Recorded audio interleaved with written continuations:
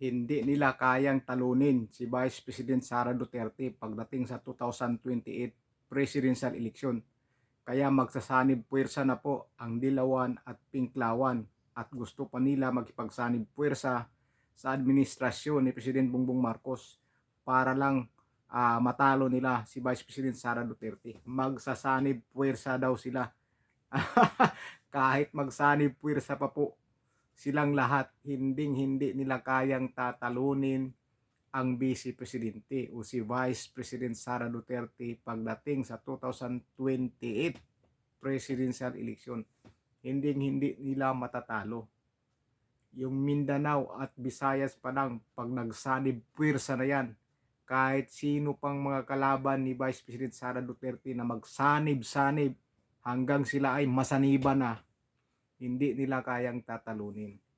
Dahil sulid po ang Mindanao at Visayas. Lahat ng mga kabisayaan, mga Bisaya, sulid na yan kay Vice President Sara Duterte. Kung may bubuto man yan sa kanila, yung mga ligaw na lang yan, mga ligaw na landas, yung bubuto sa kalaban ni Vice President Sara Duterte. Mga ligaw na landas yan. Kaya kahit anong sanib ng puwersa nila, Dilawan, Pinklawan, administrasyon, hindi nila kayang talunin si Vice President Sara Duterte. Kaya ngayon, yung impeachment complaint laban kay Vice President Sara Duterte, talagang itutulak nila yan, ipipilit nila yan, gagawa nila ng paraan yan kung paano nila maitulak papunta sa Senado. Sigurado yan ang tanging paraan para maano nila si Vice President Sara Duterte, para mapaalis nila sa pwesto. Pero yan, hindi pa rin magwawagi ang mga yan sa mga ganyang paraan. Hindi pa rin magtatagumpay ang mga yan. Yung mga sanib-sanib puwersa nila dyan, wala yan. Walang panalo yan kay Vice President Sara Duterte. Hindi talaga nila matatalo. Sasakit na lang ang ulo nila kakaisip kung ano ang dapat nilang gawing paraan para mapabagsak nila ang Vice Presidente. Pero lahat ng yan, walang mangyayari. Hindi sila magtatagumpay sa mga pansariling interes nila. Hindi talaga. Ngayon andyan na si Martin Romualdez sa Kamara. Dinumog ng mga congressman, dinumog. Akala mo Santa Claus na mimigay ng regalo. Dinumog. Akala mo kung sinong artista. Dinumog. Bakit kaya? Bakit kaya sa dinudumog? Dahil siguro andyan na yung impeachment complaint laban kay Vice President Sara Duterte. Mukhang dyan na naman sila pupukus. Dyan, sigurado yan. Pupukus sila dyan. Yung kay Pangulong Bongbong Marcos na insufficient. Sa baga, walang batayan. Pagdating kay Vice President Sara Duterte, sigurado yan, sufficient yan ang kalabasan yan. Dahil si VP Sara Duterte po talaga ang target nila na mapaalis sa pwesto. Pero hanggang doon na lang yan sila. Sasakit po talaga ang ulo nila. Hindi yan sila makakatulog. Dahil kahit anong gawin nila, protektado ng taong bayan ang Vice Presidente at mahal na mahal ng mga Pilipino ang Vice President dahil naniniwala ang karamihan ng mga Pilipino na si Vice President Sara Duterte lang ang makakaayos sa bansa natin. Siya lang sa mga pangyayari ngayon. Pero yung mga kalaban, siguro ngayon hindi na nagtatrabaho yan na dapat silang tatrabahuin . Mas naghahanap sila ng paraan kung paano mapaalis si Vice President Sara Duterte. Diyan sila nakapokus. Wala yan, hindi na yan nakapokus sa mga kanilang trabaho yan. Hindi na yan natutulog kakaisip ng anong mga paraan. Pero kahit nga anong paraan na gagawin nila, kahit anong magsanib puwersa sila, yung tatlo na yan, pag sulid na ang Mindanao at Visayas, kahit sino pang kunin nila dyan ng grupo, hindi nila matatalo ang Vice Presidente. Hindi po talaga.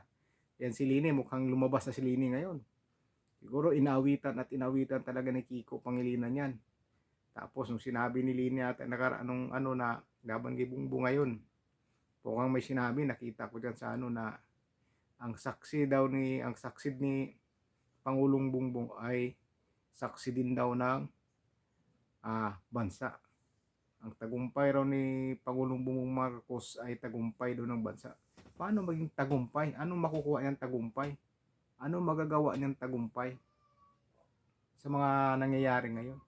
Ang magtatagumpay diyan, yung mga buaya lang. Sila ang nagtatagumpay sa panahon ngayon. Yung mga buaya, sila po talaga ang namamayagpag ngayon. Dumami.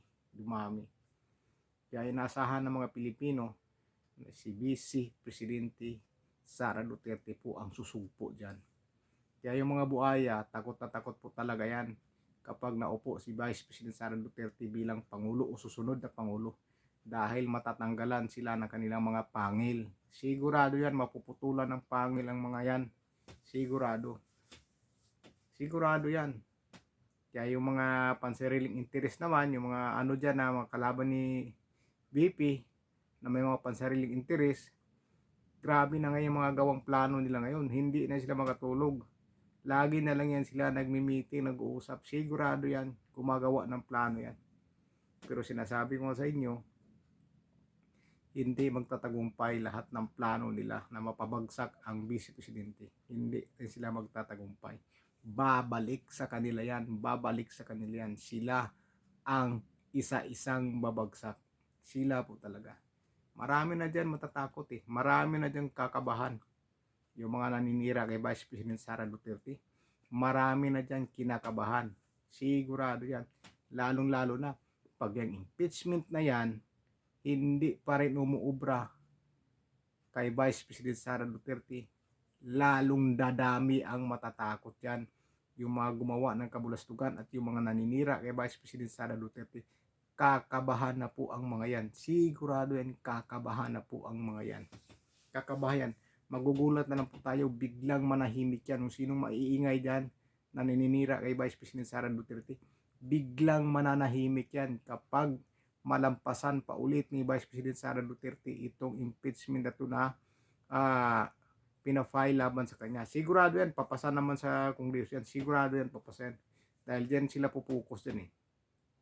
Dyan sila pupukus yan. Marami dyan na ayaw kay Vice President Sara Duterte dahil sigurado takot sila, matatanggalan sila ng mga kanya-kanyang pangil. Yan. Sigurado yan. Kaya kahit anong gawin talaga nila, salib puwersa. Buti nga yung Vice Presidente natin, napakabait eh. Napakabait. Hindi pinapatulan yung mga ninira sa kanya. Tuloy-tuloy ang trabaho, nananahimik lang. Tuloy-tuloy ang serbisyo. Pupunta sa iba't ibang lugar ng sulok ng Pilipinas. Tuloy ang trabaho kahit pinupukol na siya ng mga pagbibintang. Kung ano-ano na lang ang sinasabi tungkol sa kanya, masiraan lang ang Vice Presidente. Grabe po. Grabe. Pero ang lahat ng iyan ay may katapusan. At yung mga ginagawa ng kalaban ay babalik sa kanila. Kung ano man ang gusto nila na mangyari kay Vice President Sara Duterte na mapabagsak nila, sila po ang babagsak at hindi ang Vice Presidente. Dahil yan sa suporta ng taong bayan na nagmamahal at totoong nagmamahal kay Vice President Sara Duterte, at yan ang puprotekta sa kanya. At yan ang magtutulak sa kanya tungo sa magiging susunod na Pangulo. So yun lang po mga kababayan. Ano sa palagay niyo mga kababayan? Kung magsanib puwersa ang Dilawan, Piklawan at saka administrasyon ni Presidente Bongbong Marcos, matatalo ba nila ang Vice Presidente? Kung ako tatanungin nyo, hindi nila kayang talunin ang Vice Presidente. Yun po ang sa akin.